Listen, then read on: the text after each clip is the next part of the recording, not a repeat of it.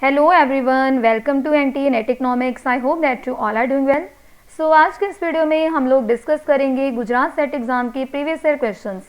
Gujarat set exam जो कि 23 जनवरी को कंडक्ट करवाया जाना है और इसके रिगार्डिंग बहुत सारे यूट्यूब सेशंस में ऑलरेडी कंडक्ट कर ही चुकी हूँ। इन केस अगर आप लोगों ने अभी तक उन सेशंस को नहीं देखा तो लिंक मैं डिस्क्रिप्शन बॉक्स में डाल दूंगी, आप उन सभी वीडियोज़ को देख सकती हो। सबसे पहला question, a cartel is. Cartel के बारे में क्वेश्चन है कि कार्टेल क्या होती है। कार्टेल के बारे में हम लोगों ने पढ़ा है कि कार्टेल क्या है, ग्रुप ऑफ फर्म्स जिसमें फर्म्स क्या करेंगी, अपना प्राइस डिसाइड करेंगी, आउटपुट को डिसाइड करेंगी और जॉइंट प्रॉफिट के लिए काम करेंगी। जॉइंट प्रॉफिट मैक्सिमाइजेशन के लिए वो यहाँ पे काम करेंगी। तो चलिए अब ऑप्शंस में देखते हैं कि हमें क्या गिवन है। एक ऐसा मार्केट स्ट्रक्चर जिसमें small number of large firm होती हैं, ये तो गलत है, ये तो ओलिगोपोली का केस है।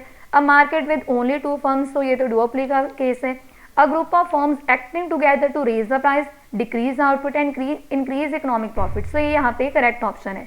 कार्टेल क्या होती है, ग्रुप ऑफ फर्म जो क्या करेंगी, जो कि प्राइस को डिसाइड करेंगी, जो कि आउटपुट को डिसाइड करेंगी, ताकि वो अपना जॉइंट प्रॉफिट जॉइंट प्रॉफिट के लिए वो काम करेंगे, इंडिविजुअल प्रॉफिट के लिए वो यहाँ पे काम नहीं करेंगी। कार्टेल में क्या होगा कि अपना प्राइस जो है वो ज़्यादा सेट करेंगी, आउटपुट वो कम सेट करेंगी, ताकि उनका जो प्रॉफिट है वो ज़्यादा हो सके। Option number C is the correct. उसके बाद second question, the returns to scale in production function. ये तो हम लोगों ने बहुत बार किया है। रिटर्न्स टू स्केल देखने के लिए हम लोग क्या करेंगे, जो हमें आउटपुट इलास्टिसिटी गिवन है, यहाँ पे जो आउटपुट इलास्टिसिटी गिवन है कैपिटल और लेबर की, हम लोग उसको ऐड करेंगे। ऐड करने के बाद हमारे पास यहाँ पे क्या आ रहा है 1। अगर आउटपुट इलास्टिसिटी को ऐड करने के बाद हमारे पास वैल्यू 1 आ रही है तो इट मीन्स यहाँ पे कॉन्स्टेंट रिटर्न्स टू स्केल है। अगर यहाँ पे वैल्यू लेस देन 1 आती तो डिक्रीजिंग रिटर्न्स टू स्केल होते, यानी कि अगर हम लोग कैपिटल और लेबर दोनों को 5% से बढ़ाते तो उसकी वजह से हमारी जो आउटपुट है उसमें हमें 3% का इंक्रीमेंट देखने को मिलता। और अगर यहाँ पे ग्रेटर देन 1 होता, यानी कि इंक्रीजिंग रिटर्न्स टू स्केल होते, तो उस केस में हमें क्या पता चलता कि अगर हम लोग अपनी आउटपुट को, अपने इनपुट को 5% से बढ़ाएंगे, यानी कि कैपिटल को भी 5% से हम लोग बढ़ा रहे हैं, लेबर को भी 5% से हम लोग इंक्रीज कर रहे हैं, तो उसकी वजह से जो आउटपुट है उसमें हमें 10% का इंक्रीमेंट देखने को मिलता। और कांस्टेंट रिटर्न्स टू स्केल में क्या होगा, 5% से अगर हम लोगों ने इनपुट्स को बढ़ाया है तो हमारी जो आउटपुट है उसमें भी हमें 5% का ही इंक्रीमेंट देखने को मिलेगा। ये केस है कांस्टेंट रिटर्न्स टू स्केल का, तो डी इज द करेक्ट। उसके बाद third question, simultaneous increase in unemployment and inflation. This one is easy. अगर एक और अनएम्प्लॉयमेंट बढ़ रही है और दूसरी और इन्फ्लेशन भी बढ़ रही है तो ये कौन सा केस है, it's a case of stagflation. इसी केस की वजह से, इसी रीजन की वजह से जो फिलिप्स कर्व था वो फेल हो गया था, क्योंकि फिलिप्स कर्व में हम लोगों ने क्या पढ़ा था कि ट्रेड ऑफ होगा अनएम्प्लॉयमेंट और इन्फ्लेशन के बीच, यानी कि अगर अनएम्प्लॉयमेंट ज़्यादा है तो उस केस में तो इन्फ्लेशन को जो था वो कम होना चाहिए था, बट यहाँ पे हमें रिवर्स देखने को मिलेगा। एक और तो बेरोजगारी बढ़ रही है और दूसरी और जो इन्फ्लेशन है वो भी बढ़ रही है, प्राइस लेवल भी बढ़ रहे हैं। ये कौन सा केस है, it's a case of stagflation. उसके बाद fourth question, charging a different price in different markets. अलग अलग प्राइस चार्ज करना अलग अलग मार्केट में, तो इसको हम लोग क्या बोलेंगे, इसको हम लोग बोलेंगे प्राइस डिस्क्रिमिनेशन। प्राइस जो है वो अलग अलग चार्ज किया जा रहा है, इसको हम लोग बोलेंगे price discrimination. First degree price discrimination में क्या होता है, 3 तरह की प्राइस हम लोगों ने डिग्रीज पढ़ी हैं प्राइस डिस्क्रिमिनेशन की। फर्स्ट डिग्री में अलग अलग यूनिट्स के लिए, second degree of price discrimination में अलग अलग क्वांटिटी के लिए, third degree of price discrimination में अलग अलग ग्रुप से अलग अलग जो प्राइस है वो चार्ज किया जाएगा इलास्टिसिटी ऑफ डिमांड के हिसाब से। इसका जो करेक्ट आंसर है वो है ऑप्शन नंबर ए। उसके बाद लियोन्टिफ का पैराडॉक्स। लियोन्टिफ का पैराडॉक्स हम लोगों ने पढ़ा है, जिन्होंने कि एचओ थ्योरी को क्रिटिसाइज किया था, एचओ थ्योरी को उन्होंने रिफ्यूट किया था। एचओ थ्योरी में क्या बोला गया था कि अगर हम लोग यूएसए की बात करें तो एचओ थ्योरी में हम लोगों ने पढ़ा था कि यूएसए जो कि एक कैपिटल अबंडेंट कंट्री है, यानी कि वहाँ पे कैपिटल की सप्लाई ज़्यादा है, तो ये क्या करेगी, कैपिटल इंटेंसिव गुड्स को एक्सपोर्ट करेगी। कैपिटल इंटेंसिव गुड्स यानी कि जिन गुड्स में कैपिटल को ज़्यादा यूज़ करते हैं, लेबर को कम यूज़ करते हैं, इन गुड्स को ये एक्सपोर्ट करेगी। और बदले में इंपोर्ट किया जाएगा लेबर इंटेंसिव गुड्स का, यानी कि जिसमें लेबर को ज़्यादा यूज़ किया जाएगा और कैपिटल को कम यूज़ किया जाएगा।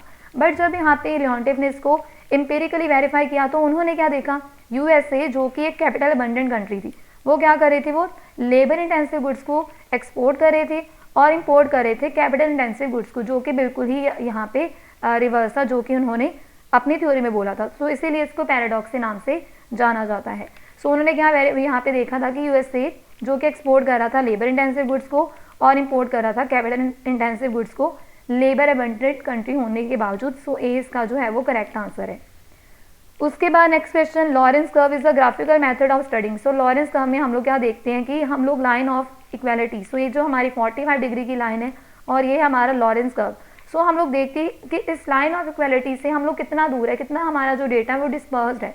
सो लॉरेंस कर्व एक ग्राफिकल मेथड है डिस्पर्जन को स्टडी करने के लिए। ए इसका करेक्ट आंसर है। उसके बाद कौन सी कॉस्ट ऐसी है जो कि जैसे जैसे आउटपुट इंक्रीज होती है वैसे वैसे डिक्रीज होती जाती हैं। सो ये क्वेश्चन तो आपको यूजीसी नेट में भी बहुत बार देखने को मिला है। एवरेज फिक्स कॉस्ट जो कि रेक्टेंगुलर हाइपरबोला होती है। सो जैसे जैसे हम लोग यहाँ पे इनपुट्स आउटपुट को बढ़ाते जाते हैं वैसे वैसे हमारी जो कॉस्ट है वो कम होती जाती है। सो डी इसका करेक्ट आंसर है। उसके बाद next question, who has taken the first attempt to initiate economic planning in India. India में इकोनॉमिक प्लानिंग को इनिशिएट किसने किया था। सो इसका जो करेक्ट आंसर वो है एम विश्वेश्वराया। सो एम विश्वेश्वराया जो है इसका करेक्ट आंसर, उन्होंने 1934 में जो अटेम्प्ट था वो किया था। उसके बाद next question, speculative demand for money according to Keynes. तो से यहाँ पे केन्स ने 3 तरह के मोटिव दिए हैं, ट्रांजैक्शन मोटिव, प्रिकॉशनरी मोटिव और स्पेकुलेटिव मोटिव।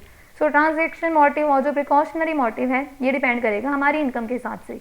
पॉजिटिव रिलेशनशिप है, यानी कि अगर हमारी इनकम ज़्यादा है तो हम लोग ट्रांजैक्शन के लिए, डे टू डे ट्रांजैक्शन के लिए और फ्यूचर के लिए हम लोग जो है वो ज़्यादा पैसा सेव करेंगे, और अगर इनकम कम है तो हम लोग कम सेविंग करेंगे। और इसके अलावा यहाँ पे स्पेकुलेटिव डिमांड फॉर मनी में हम लोगों ने क्या पढ़ा था कि speculative demand for money is the function of rate of interest, और इसका इन्वर्स रिलेशनशिप है, यानी कि अगर यहाँ पे रेट ऑफ इंटरेस्ट अच्छी मिल रही है तो लोग स्पेकुलेटिव पर्पज़ के लिए मनी की डिमांड कम करेंगे, बट अगर रेट ऑफ इंटरेस्ट अच्छी नहीं मिल रही तो स्पेकुलेटिव पर्पज़ के लिए मनी की जो डिमांड है वो ज़्यादा होगी, यानी कि फिर लोग बॉन्ड्स में इन्वेस्ट करना पसंद करेंगे। सो ट्रांजैक्शन पर्पज़ के लिए, प्रिकॉशनरी पर्पज़ के लिए जो मनी की डिमांड है it's a function of income. अगर इनकम ज़्यादा है तो ट्रांजैक्शन पर्पज़ के लिए मनी की डिमांड ज़्यादा होगी, प्रिकॉशनरी पर्पज़ के लिए मनी की डिमांड ज़्यादा होगी, और अगर इनकम कम है तो ये डिमांड जो है वो कम होगी। और स्पेकुलेटिव डिमांड फॉर मनी किसका फंक्शन है, रेट ऑफ इंटरेस्ट का, और इनका यहाँ पे इन्वर्स रिलेशनशिप देखने को मिलता है। सो यही उन्होंने पूछा था कि जो स्पेकुलेटिव डिमांड फॉर मनी है केन्स के अनुसार वो किसका फंक्शन है। So it's a function of rate of interest. तो डी इसका करेक्ट आंसर है। उसके बाद which prime minister has adopted the strategy of rolling plan. So rolling plan जो थे वो कौन से प्राइम मिनिस्टर के अंडर जो थे वो आए थे, कौन प्राइम मिनिस्टर थे जब रोलिंग प्लान को जो था इम्प्लीमेंट किया गया था इंडिया में।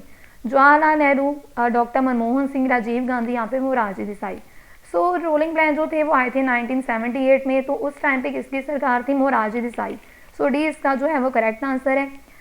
उसके बाद in Keynesian model macro economic equilibrium can take place at. So जो इक्विलिब्रियम है वो कौन सी जगह पे जो है, इक्विलिब्रियम कब होता है, इक्विलिब्रियम को हम लोग कब अटेन करेंगे, फुल एम्प्लॉयमेंट से लेस पॉइंट पे, पोटेंशियल आउटपुट पे, फुल एम्प्लॉयमेंट पे, या फिर नेचुरल रेट ऑफ अनएम्प्लॉयमेंट पे। सो केन्स का जो मॉडल है ये शॉर्ट टर्म के ऊपर बेस्ड है, क्योंकि उन्होंने बोला था in the long run we are all dead. So short term में हमें जो इक्विलिब्रियम मिलेगा वो लेस देन फुल एम्प्लॉयमेंट पे मिलेगा। उनके अनुसार जो फुल एम्प्लॉयमेंट एक नॉर्मल कंडीशन नहीं है इकोनॉमी की, सो जो इक्विलिब्रियम होगा वो फुल एम्प्लॉयमेंट से कम लेवल के ऊपर ही हमें देखने को मिलेगा। उसके बाद last question, which of the following means globalisation of Indian economy. So globalisation का मतलब यहाँ पे क्या है, ग्लोबलाइजेशन का मतलब है कि जो भी रिस्ट्रिक्शंस है उनको रिमूव करना, ताकि जो सारी की सारी कंट्रीज है आपस में जो अपने इकोनॉमिक रिलेशनशिप है उनको बढ़ा सकें। सो मिनिमाइज करना रिस्ट्रिक्शन और economic relation with the other countries. So कम से कम रिस्ट्रिक्शन लगाना ताकि जो सारी कंट्रीज हैं आपस में ट्रांजैक्शन कर सकें, आपस में ट्रेड कर सकें, आपस में बातचीत कर सकें। सो बी इसका करेक्ट आंसर है। सो गुजरात सेट एग्जाम के बहुत सारे क्वेश्चंस हम लोगों ने ऑलरेडी बहुत सारे यूट्यूब सेशंस पर लाइव जो हैं वो डिस्कस किए हैं। सो वो लर्नर्स जिनको कि अभी तक नहीं पता था इसके रिगार्डिंग, सो आज भी हमारे यूट्यूब सेशन है 5 बजे अनअकैडमी की ऑफिशियल यूट्यूब चैनल के ऊपर। सो अनअकैडमी के ऑफिशियल यूट्यूब चैनल के ऊपर आज हमारा सेशन है 5 बजे। सो जितने भी लर्नर्स, चाहे आप लोग सेट एग्जाम की तैयारी कर रहे हो, चाहे आप लोग सेट एग्जाम की तैयारी नहीं कर रहे, यूजीसी नेट एग्जाम की तैयारी कर रहे हो, आप सभी ने इस सेशन को ज़रूर से ज्वाइन करना है, क्योंकि जितने हम लोग क्वेश्चंस को डिस्कस करेंगे उतना ही हमें पता चलेगा कि कौन कौन से जो टॉपिक्स हैं इंपॉर्टेंट है, किस किस तरह के क्वेश्चंस उन टॉपिक्स में से पूछे जा सकते हैं। सो इससे हमारा ही जो कवरेज है बढ़ेगी, हमारी ही जो एग्जिस्टिंग नॉलेज है इकोनॉमिक्स की वो और बढ़ेगी। सो 5 बजे हमारी यूट्यूब के ऊपर सेशन है, और इसके अलावा 9 बजे हमारी क्लास है। सो 9 बजे हमारी स्पेशल क्लास है, स्पेशल क्लास जो कि फ्री ऑफ कॉस्ट होती है अनअकैडमी के लर्निंग ऐप के ऊपर। अनअकैडमी लर्निंग ऐप के ऊपर हमारी स्पेशल क्लास है। सो वो सभी लर्नर्स जो कि इस क्लास में एनरोल करना चाहते हैं, तो आप लोग मेरा यहाँ पे इनवाइट कोड यूज़ कर सकते हो। अगर आप लोगों ने अभी तक अनअकैडमी लर्निंग ऐप को इंस्टॉल नहीं किया तो फटाफट से ऐप को इंस्टॉल कर लीजिए, और यहाँ पे आप लोग मेरा इनवाइट कोड यूज़ कर सकते हो इन सभी स्पेशल क्लासेस को एक्सेस करने के लिए।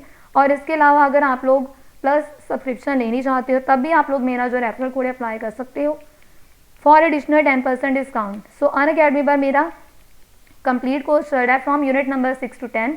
तो जितने भी लर्नर्स इस कोर्स में एनरोल करना चाहते हो तो आप लोग सब्सक्रिप्शन ले सकते हो, और इसके अलावा वो सभी लर्नर्स जिनके पास ऑलरेडी प्लस सब्सक्रिप्शन है आप लोग इस कोर्स में एनरोल कर सकते हो। और इसके अलावा this is my profile on Unacademy. अभी तक जिन लर्नर्स ने मुझे फॉलो नहीं किया तो आप लोग फॉलो कर सकते हो। और आज ही हमारी स्पेशल क्लास है जिसमें कि हम लोग सेट एग्ज़ाम की जो क्वेश्चंस हैं वो डिस्कस करने जा रहे हैं। सो डेली हमारी 9 बजे क्लास होती है, तो ज़रूर से क्लास को आप लोग ज्वाइन कर सकते हो। सो 9 बजे हमारी क्लास है, तो सभी ने इसको ज़रूर से जो है वो ज्वाइन करना है। This was all about today's video. Thanks for watching.